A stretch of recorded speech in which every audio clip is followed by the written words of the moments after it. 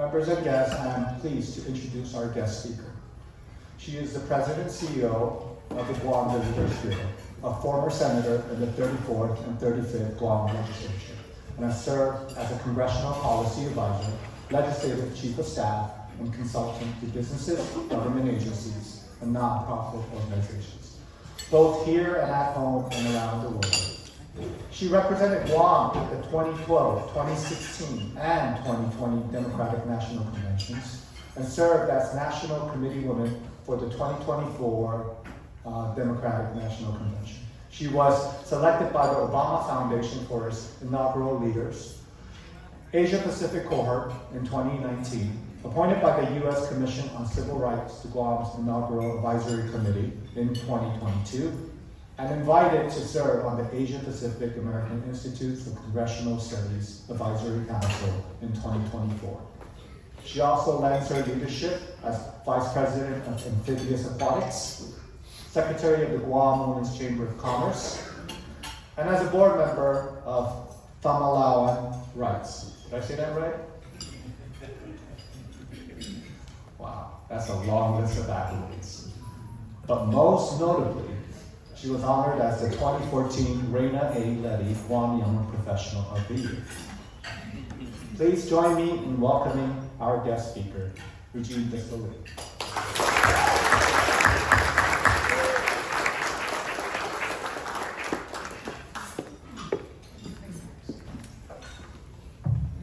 Just going to get set up here, but Sujus Mahasi to Tay and the Chamber, thank you so much for having me this afternoon. Hope everybody's enjoying their lunch. Thank you for the clicker. Just get set up here. Let's give our friends at the Hilton a round of applause for our lunch today.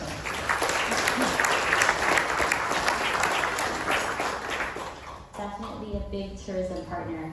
So again, I just want to say Ndungkula Messages Masi to the Chamber for this opportunity. And I also want to thank my board of directors. The GVB board of directors is chaired by George Chu, who is unable to be with us today, but we have some former directors in the audience. I see Sunny Ada, and I also want to acknowledge Director Michelle Marfalin, who helps us with our membership, and she's in the back right there. Let's give them a round of applause.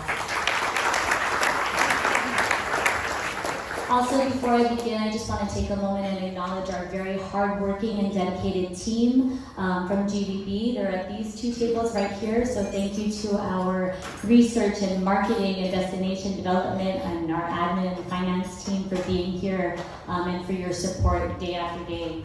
I do want to start just by acknowledging where we've been a little bit.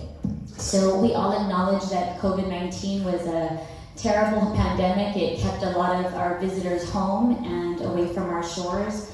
But after that, just as we were about to recover, we were hit with the perfect storm, literally and figuratively. So we endured the challenges of Typhoon Mawar, but then on the tourism aspect, we had to deal with airline crashes, accidents, global supply challenges, a huge merger out of our friends in Korea, martial law in Korea, foreign exchange volatility in both the Japanese yen and the Korean won, our two biggest markets.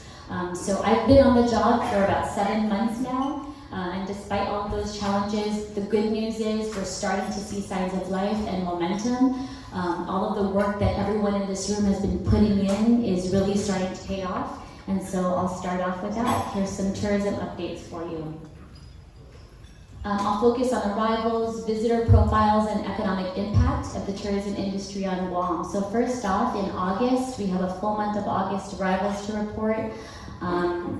This just shows our market mix.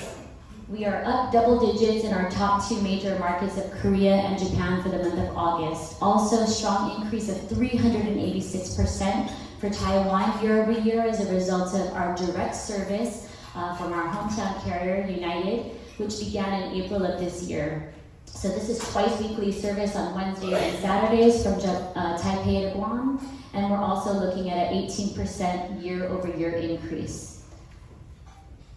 In September, we're seeing the same story for the first half of September, strong increases in all markets, and we'll continue to keep an eye out and hope to have the full month's arrival data reconciled and ready in the next few weeks. But again, you're seeing double-digit increases for the beginning of September, with over 2,000 more arrivals year over year in both Korea and Japan. Again, strong performance from that Taipei to Guam route, rounding out our September arrivals with another double-digit year-over-year increase, nearly 20%.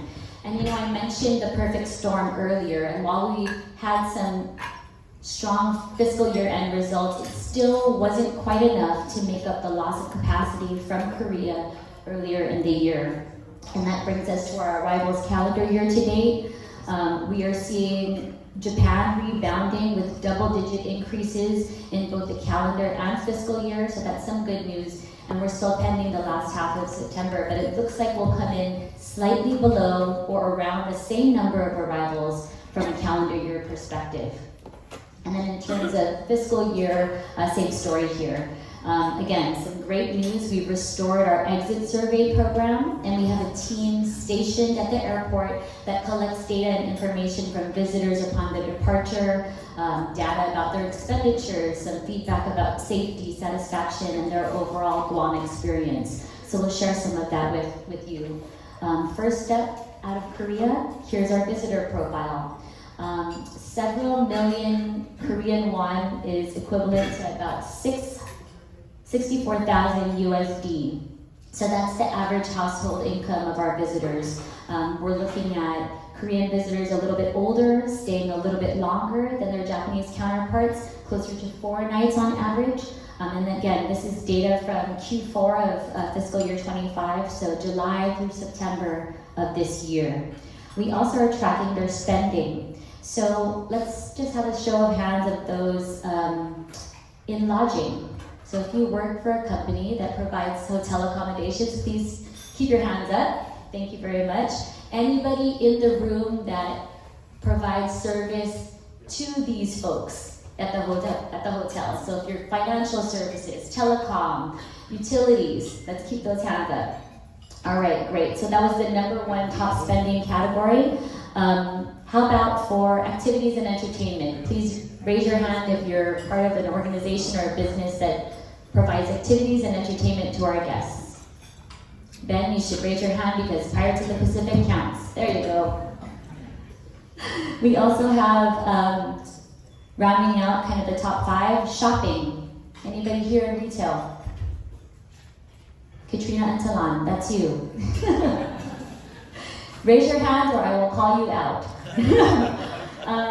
And then in the 4th and 5th categories, we have food and beverage and transportation. Anyone in those sectors? Great. I think a bunch of people are very shy, not wanting to raise their hands, but we know who you are. The point of all of this is many of us in the room are tied to all of this, and this is very, very important. Again, rounding out the top 5 for Korea, our food and beverage and transportation. And then for the next slide, we're going to take a look at our friends from Japan. Younger than the Korean counterparts, Japanese visitors travel with a smaller average party size and shorter length of stay. So that's a huge opportunity for us. And we're working with our marketing teams to really encourage longer stays and increase yield from these visitors. In terms of spending, we're seeing a significant amount of prepaid expenses out of Japan, with about $400 per person spent on island. Again, rounding out the top 5 categories for Japanese visitors, accommodations, shopping, activities and entertainment, transportation, and food and beverage. In terms of dollars and cents, we had 739,000 arrivals in the year 2024. This resulted in $1.1 billion in direct visitor spending on island, and that's an increase of $100 million from the prior fiscal year 23.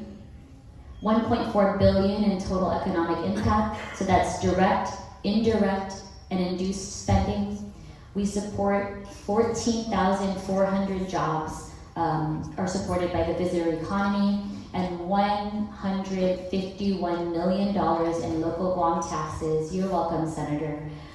Local households would pay $3,441 more in taxes every year to replace the visitor-generated taxes. So we know that tourism works. Let's keep it working for everyone. In terms of Guam's income stream, I can't stress this enough. We're very grateful for the support of military construction and from the federal government, but military spending cannot subsidize us forever. If we don't continue to invest in the tourism industry and our other economic drivers, then we will fall off that cliff. And so we are focused on our three income stool of federal spending, local spending, and then the tourism economy. For 2018 and 2019, some pretty even distribution across these three sectors. And I just want to point out that the black line is the revenue base that Guam is surviving on. This is a simulation graph, and if we don't continue to, or if we don't invest in tourism, this is kind of the fate that we'll see. And quite frankly, we see that with our brothers and sisters in the Marianas. They're really suffering right now, and I don't want that to be Guam's fate. We want to try to lift all boats in our entire region. And so I'll just move to a different graph. So this is with tourism supported. Tourism has been our proven path to prosperity. We want to invest now in order to build for the future. So we have an opportunity to be self-sustaining. We want to thank the legislature for their investment of $10 million in additional airline and marketing incentives.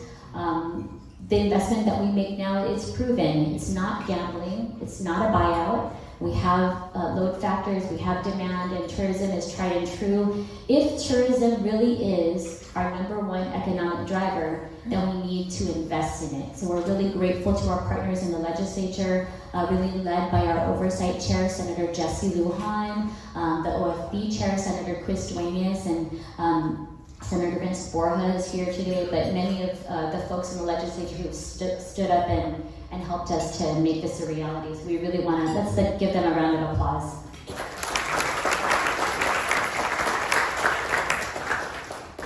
And I'll shift towards marketing now. So our two main goals, or at least my main goals, are really to focus on driving arrivals and increasing local participation in our industry. And so we're focusing on increasing seat capacity, following all of the, what I like to call airline drama. We have a lot of K-drama going on in the airline industry. So it's a really, it's an incredibly dynamic situation, especially out of Korea. So I, again, want to thank the legislature for including these airline incentives in the FY26 budget. These resources will help us with route development, ensuring air seat capacity, especially when other destinations have much more to offer in incentives and support. So we're talking about, just really quickly in terms of route development, we have just a reminder that airports throughout the world offer incentives to entice service.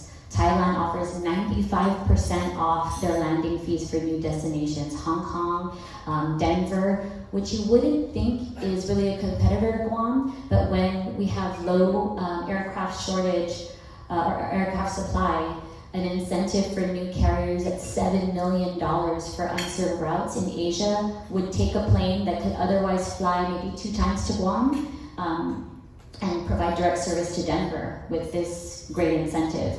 And some airports that we're also seeing are offering incentives and marketing funds. So, for example, LAX in Los Angeles and SWF in New York. We received $10 million in FY 2026. These incentives will include support for flights and co-op marketing incentives. They're performance-based and result in additional seats already that we're seeing in the end of FY 2025. So again, we want to thank our tourism partners for really showing up and supporting us. These are photos of all of you at the legislature. So again, please give yourself a round of applause for this. Thank you. So in terms of results, what we're seeing is out of the Philippines, we have an announcement by PAL for a new Cebu route. That's really exciting. We've worked really closely, and my predecessor worked really closely as well with the Mactan Airport in Cebu. So providing direct service that launches December 16th. It's 3 times a week. Very exciting news for Cebu, as Guam will be their first U.S. destination that they serve out of that airport. We'll also, earlier this week, welcomed flights from Air Seoul and Air Busan, which are resuming their service on October 26th. And then also a number of chartered flights out of Japan secured for our year end, and much more to come in 2026. We also want to just touch really quickly on some of the results that we've had in the Taiwan market. So this began in April 2025, and the load factor, just want to clarify, load factor is a percentage of available seats filled on an airplane. So local residents are taking advantage of the service as well, and which is great. We want to fill the plane both ways. This is one of the many advantages of having tourism here on Guam. All of us get to travel to all of these different destinations. So we are anticipating even additional service if our arrivals remain strong and our load factors remain strong here in Taiwan. So maybe more to come there. Also just wanting to focus a little bit on our added value campaigns. These are sales drivers added by working closely with our agents, our airlines, experiences, and others in the supply chain. Some of these, I think a big challenge that we faced is really the very strong dollar when you're comparing it to the yen and the won. So making Guam a more expensive destination. And we worked with our partners to provide added value, not discounts, but we want to be able to give them more for their buck, or their yen, or their won. So a huge thank you to our hotel partners for offering promotions, discounted early check-in, and just helping to welcome those visitors on night flights. A number of other special programs like the Kids Fly Free program out of Korea. We're doing an OTA 1+1, that's online travel agency. Early hotel check-in, as I mentioned, and then other offers from GBB members. So thank you so much for that. I want to move on really quickly to destination development. Our Director of Destination is here, Ms. Dee Hernandez, and we've had some really great results with our marketing campaigns, really strong ROI, but that's just one part of the overall Guam experience puzzle. Keeping our island beautiful is a huge part of the work that we do at GBB, and making Guam the best place to live, work, and visit. And so we want to keep that promise to our community and to our visitors. Here's some photos of our GBB destination maintenance team doing tree trimming, debris removal, the repainting of the Tuman fire hydrants and bollards. And we're also moving outside of Tuman and outside of Hagåtña to the other areas. Here's some other photos of the police precinct. Again, we're trying to expand our reach beyond Tuman and Hagåtña. So our visitor safety officers will be visiting additional sites throughout the week and across all of our villages, including Fort Soledad, Fort Apugan, Inalahan Pools, Malesa Pier. And we continue to hear feedback from visitors that safety is top of mind for them. So we've directed additional $800,000 in our FY26 funding to destination management. So that's resulting in a 40% increase in programs that focus on visitor safety and security. One other thing that I wanted to mention is just the tremendous success of our Tuman Night Market. This happens every single Sunday. If you haven't checked it out yet, you're really missing out. We've been seeing around 44 vendors, as well as 20 food trucks, and we have a long wait list of folks that are, just eager to participate in this wonderful event. So we're reaching out to our partners for additional sponsorships, and I want to thank Gita, who is in the room today. I think Ed and Pinky are here. Their small business section will also be helping us to promote Guam Product Seal and a bunch of other local businesses and entrepreneurs. I also want to take a moment and just shout out Guam Sweet Spot, Isa Lemonade, and Corn Food Truck, who are here with us today. Please stand and be recognized, our small business partners.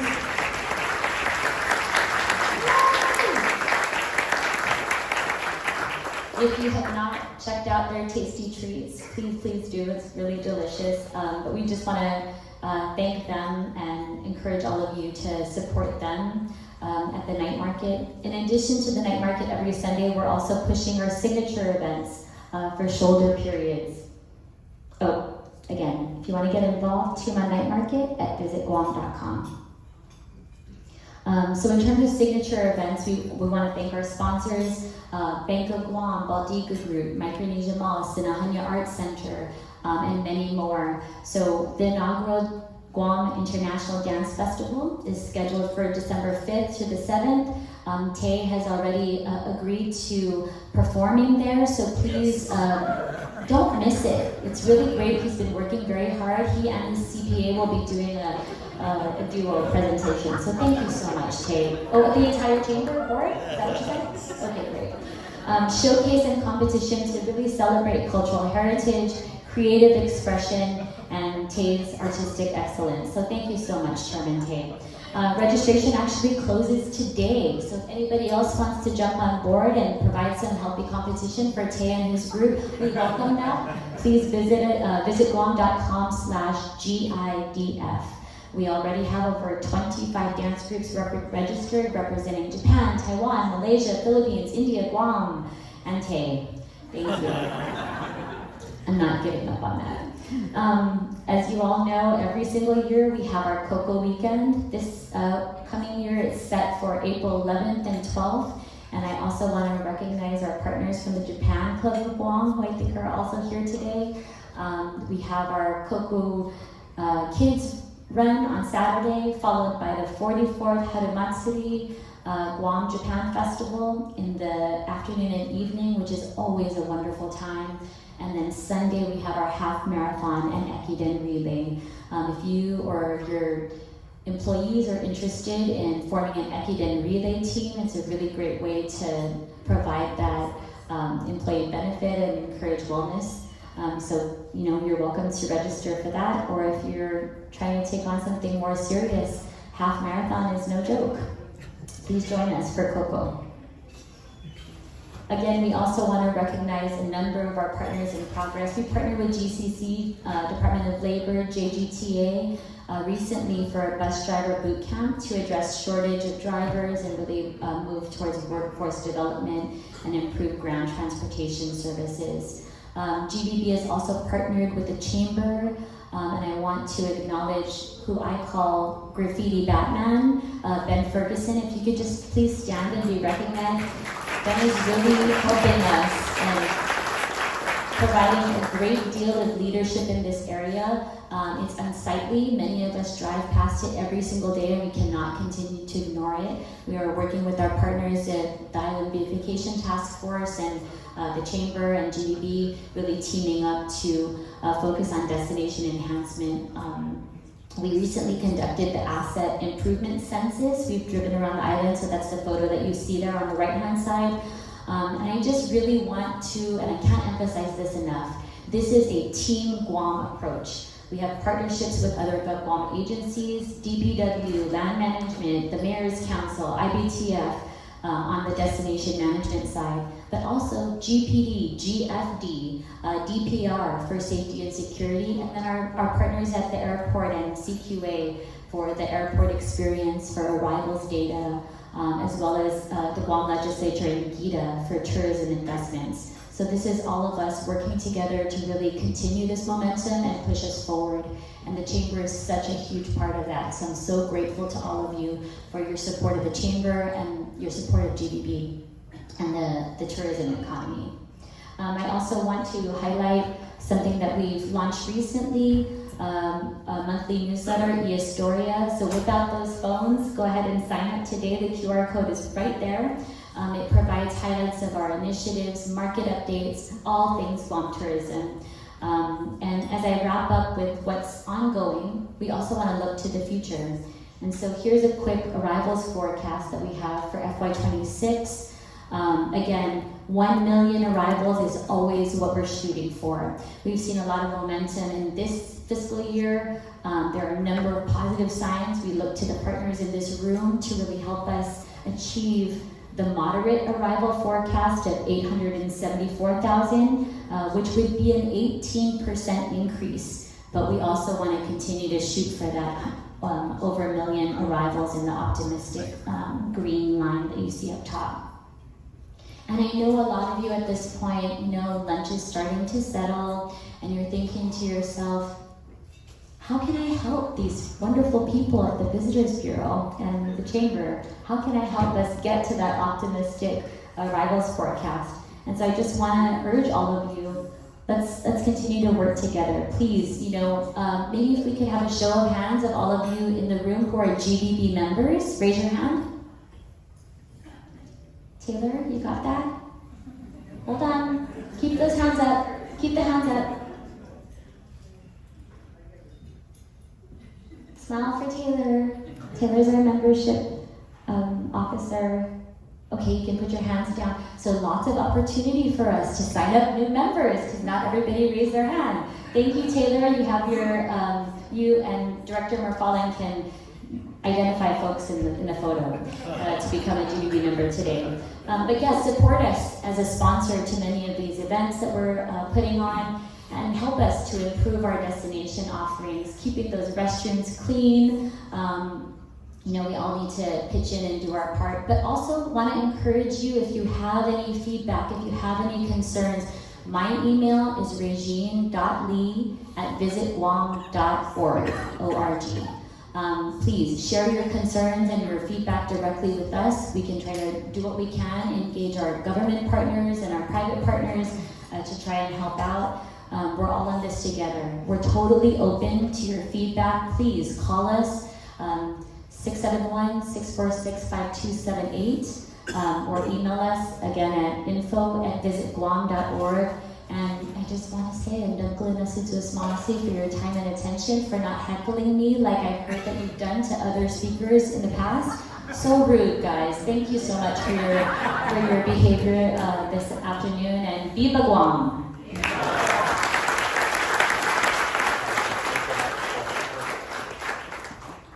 I think we're going to go ahead and open up the floor for any Q&As.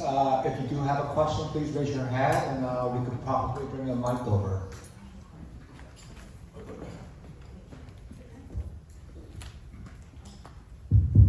Good afternoon. Good afternoon. That was lovely. And That was a lot of information coming out, and it appears you have no work to do over there. Honestly, I'm so bored. But That was a joke for the media in the room. well, we want to thank you for all that hard work, and you asked for a lot of things, and I tried reaching out. I've already talked to Miss Lisa, and she's going to put us together and talk about it. My name is Anthony. I work with HMI. We're a nonprofit organization that takes care of veterans. And one of the things I've been talking about, there are many, and I think we can collaborate on many of them as well. So one of the things, the governor proclaimed that it's a year of the veteran registry and count. And what we want to do is get everyone to start counting how many veterans are on island. And one of the things that we tried to discuss with many folks in our leadership, and a good thing we have our good senator who's also a veteran, who actually brought our organization here to the chamber. So, getting veterans to be on that form when they come in to the island. So that way we start figuring out truly how many veterans are coming here, whether they're returning home, whether they're here as contractors to help the Navy event or the build up, right? So we start counting those numbers. These numbers start pointing to things that the federal government, DOD, can start doing, so we potentially could bring a hospital. Everyone says we'll never get a hospital. You talk to any veteran and you ask him, what's the number one thing you want here? You want a hospital. So that's what they want. So we'll try to see how we can take care of that. On top of everything that's already in existence, we don't have to build that hospital today. We can build it later. But there's more. So getting them counted signals to the federal government how many veterans are here. Already as we speak, HMI is not receiving any funding. Everything that we do comes from the backs of our veterans. Now what that means is there are things that are going on here on island. If you go to most of these restaurants, you go to most of the places, we are actually the folks that are there spending our hard-earned dollars. August last year to August this year, we've helped veterans to bring in $745,000 into the economy. How does that relate to you folks? It's money going into the economy that we get to keep things going with every portion of GDP. If you start bringing veterans to care, the VA's money comes in here, provides jobs. Those monies go into the economy. So a lot of things that we're doing as veterans, and even though we're a nonprofit, we need everyone to understand that there are a lot of things that we do. So there's funding. Next month, you will get another $745,000 from these veterans from their compensation. So if we can start working on that, that might help. But again, there's more. There's a program called the Federal Foreign Medical Program. This program invites veterans from outside in Asia to come to Guam. There are the visitors that you're asking for. Yeah, Anthony, I think, one of the pieces in terms of the Cebu route that we're opening up, so there's a number of expats and a number of veterans that live in the Cebu area and Iloilo and beyond that we can tap into. But I agree with you, the very first thing we need to do is make sure that you're all counted. And I'm the wife of a veteran, the daughter of a veteran, so all of the information that you're sharing and the work that you're doing is incredibly important. I agree with you on those things. Yes, and we need to continue, because again, right, you look at things that what else can we be doing, right? So that right there is important. We have veterans on this island that are helping. We need to bring more. There are veterans out there that are not counted. They don't understand or don't know what's going on. Our government should be helping us with this, and our businesses should do that as well. Our organization is having a gala. So for those of you sitting on a table, right, purchase a table for your veterans. Help those veterans. Stop letting these veterans be the ones that care for themselves, because it's a debt we owe to them. I agree. They are not begging. You must take care of them. And some of you in here are future veterans. And if you are, and you're still in the service, start putting your money where your mouth is, because you're gonna be reaping the benefits of what I'm talking about today. So I think I said more than enough. No, but I would really love to. I know you said you reached out to Lisa. Yes. You connected with Lisa on our team, great, and we'll be able to have a sideline conversation and meet with you to figure out how else we can continue to support your efforts. And we're going to come see you and take care of all these things that you're asking for, because there's a whole lot more we can do. Yeah. Veterans are probably the best. Thank you so much. And thank you so much for your service.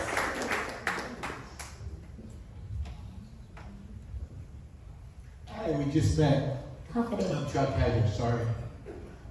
I'm friends with Tony, I help HMI, but I won't have as long of a question. I lead up, I'm a baby boomer, but when I first was deciding to come to Guam, I went on YouTube and looked at all this stuff and got a sense of things, so that's kind of how I learned things. Recently, I just saw a German kid, he's called like Kennebrod. That's the one. Yes, And I I watched watched it that. too. It was fascinating to see his point of view. My wife's not born in America, so I kind of know her view. She's Korean. And so she's very into the community and all the kakao talk or what Yes, they I think thought about that, you yes. and us. But anyway, what I'm wondering is, do you reach out for these influencers, whether they're in the foreign countries or in America, about it? That's what I want Yes, to ask. absolutely. And we have a number of influencers that we've been bringing in for the last 5-6 years.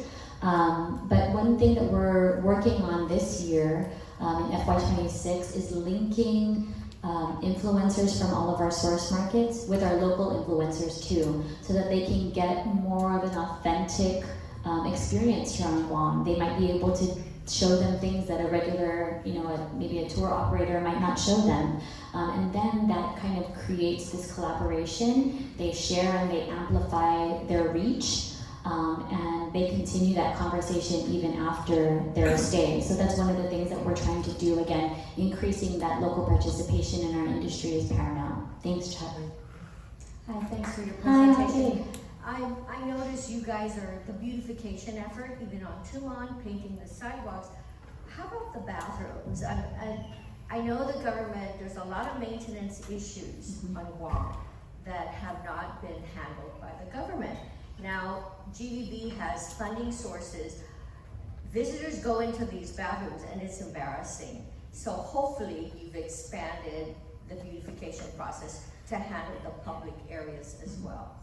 Yes, actually, the Department of Parks and Recreation are really tasked to do that, and they've actually been, a portion of the tourist attraction fund was carved out in this fiscal year, I believe $400,000 to Parks and Rec to assist them with that. But this is an ongoing thing, and I think, Liz, honestly, this is low-hanging fruit. Cleaning up a bathroom, come on, that's not beyond us. That's not so hard that we can't master that or figure that out. But it was something that was raised in a recent Korean marketing meeting that we had yesterday. So I picked up the phone, and the concern was outside of Tumon, so in the Hagatnya area. They were concerned that sometimes the Guam Museum isn't open. The Guam legislature is not available to visitors. They won't let them use the restroom in that facility. And we also are going to reach out to the Archdiocese of Hagatnya to see what we might be able to do there, as well as DPR for the Angel Santos Park, Laddystone Park, and Chamorro Village. So I think with all of those 5 in Hagatnya, we can really try to cover that, but we're in communication with them. I know that I spoke to Melvin Wanhat Borja yesterday about the bathroom situation, and what he has begun doing at the Guam Museum is just having folks sign in, and then restroom is free for them to use. But all around the island is something that we really need to work on, and if that means additional resources, even working very closely with our mayors, a number of whom are here today. We have Mayor Tony who's here, and Mayor Alec. So, continuing that and making sure that we're getting those resources in the places that they need to go. Because honestly, clean bathroom, we can do that. Right, Guam? We can do that. I think we can do it. Any doubters? Raise your hand if you're a doubter, and we'll have you sign up to do a bathroom cleaning shift. Okay, Ron's the first volunteer. Thank you so much, Ron. First time, I'm the doubter you asked. I'm just saying, you say low-hanging fruit. Yeah. This has been an ongoing problem It every is, but day it's not for something we 35 can. years. So it's let's not say it's easy. No, but it's not Let's not something say we it's can't easy, because tackle. you're not fixing it. Gov Guam is not fixing it. So Okay, I'm not Gov Guam, but I'm from the Visitors Bureau. I'm not all parts of, but we're definitely bringing people in and trying to create a solution. So we can focus on the negative and what bathrooms look like today, and then we can try to work together with our veterans and other volunteer organizations to make positive things happen for Guam. Yes. I'm glad you brought that up. So there's been a thought of potentially creating a glamping type setup where we could potentially get these folks that may not have a place to stay or unhoused, whatever you want to term them, and maybe even veterans through a nonprofit, get them there, have them manage the glamping setup, have them sit there. Maybe the government will allow them to have water and power, and at the same time their return would be to manage the glamping and manage the grounds and security, because they're already going to be living there. Some of them may enjoy that type of a setup rather than having a setup like a traditional home, if you will, right? And then we get all the other doubters to dump the money into the nonprofit to take care of this. I want to doubt that one too. Creating slums. But I really is an answer appreciate to our bathrooms. It's the worst idea I've suggestions, ever heard. and we're willing to explore many different things. Let's pivot a little bit. Hi, Regina. How good Yeah, that's a Alpha good Day. idea. Always dynamic, always on point. Thank you very much. One thing that I wanted to hear from you, and I didn't hear yet, and I'm sure you have something to say about it, is the Visit Guam, Invest Guam partnerships and shared projects of you and Gita, and working on bringing some foreign investment to build up the tourism sector. Do you have anything to say on that? We do actually have an active RFP, so I can't disclose too much.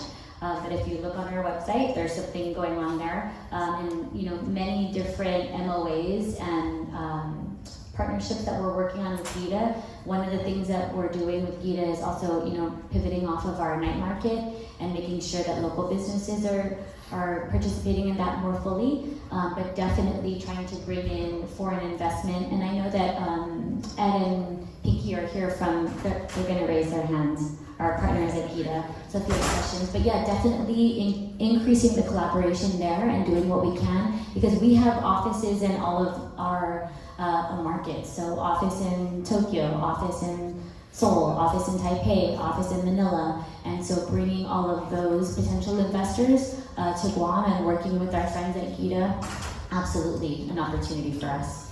Thank you. Thank you so much. For me, just maybe update of where are we with the Philippine visa waiver and expanding the Guam CNMI visa waiver program. And two, whatever happened to Cocos Island? Any updates or anything? What might be going there, coming back to life?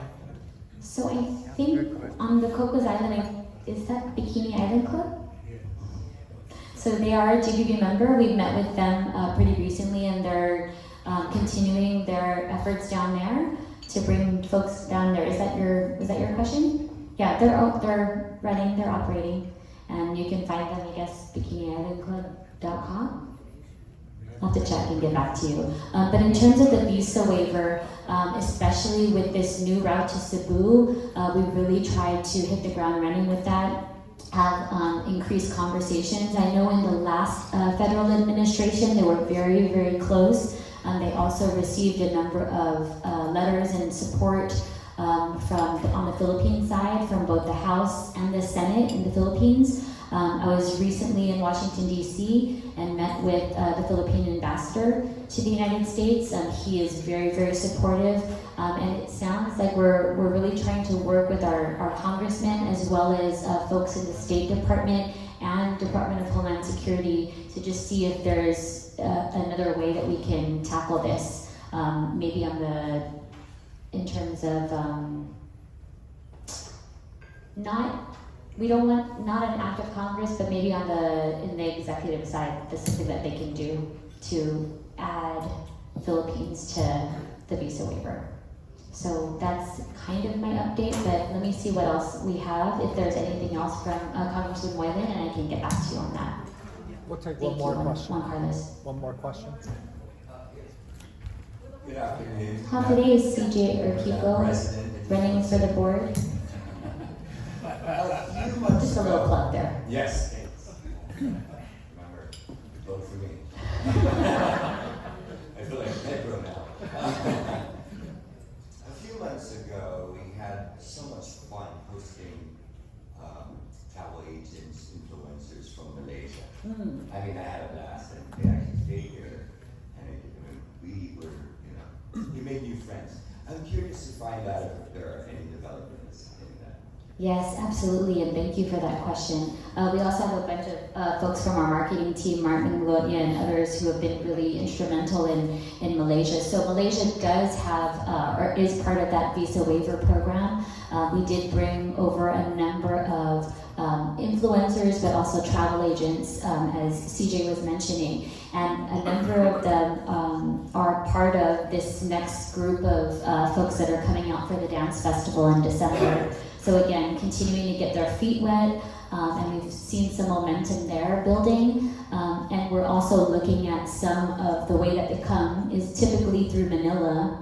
But because we have this Cebu route opening up, that's another opportunity for them to maybe stop in Cebu or use that as a transit point to come to Guam.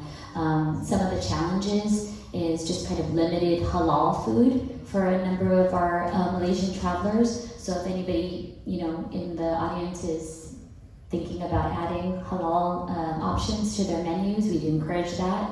But we had a really great response from them. They absolutely love Guam and are, looking for new places to visit, new places to travel. So definitely that's part of our new market segment, and Mark and the team are working really hard to push that forward. Thank you for asking. One last question. Sure, Phil Santos. Great presentation, and I couldn't help but notice the separate markets that you had presented, where you had X amount of percentages from Asia and or countries. So, as one of the many things, as chairman of the Armed Forces Committee for the Chamber of Guam, right? Have you or does GBB have a Armed Forces military division or committee? Yeah, so it's actually part of North America and Asia Pacific. We have a team dedicated to that. And we do work with MWR and a number of other partner organizations and also DoD to just identify, the times that we might be experiencing military exercises where we can anticipate additional visitors on the island, make sure that we have ground transportation available for them, they have accommodations. So to that extent, we also do a number of lay greetings for, like the most recent one was, I can't recall, USS Frank Cable.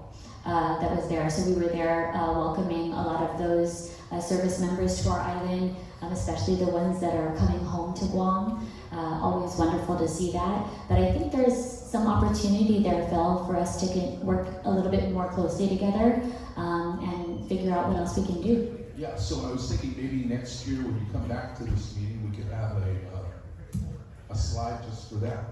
Sounds good. So the transient timeline for military is about 2-3 years, right? And not just the service member, but their families. Mm-hmm. And so maybe we could have a cost per day or cost per month per military transients that come here, and or the ones that come in for exercises. Right. And so maybe we can start measuring that, and maybe how we can maybe improve on more of those lay greetings, because it's so important for them to realize the culture that comes along with their duty here. Absolutely. I will just say one other thing about that. So in terms of kind of tracking some of that, we've worked with our hometown airline, United, to provide some promo codes for upcoming events. So for the dance festival, there's a discounted code for anybody traveling from the U.S. mainland. We shared that at an event in Portland and another one in San Diego recently, as well as folks that are interested in coming for next year's Liberation. And so those coupon codes help us to kind of track our progress and see how effective that is. We don't have a direct service from the US to Guam other than Honolulu, but that also might be something that we're looking forward to in the not so distant future. I'd like to open up any opportunities we can do to help your team or your committee. Thank you and so vice much. versa. Thank you.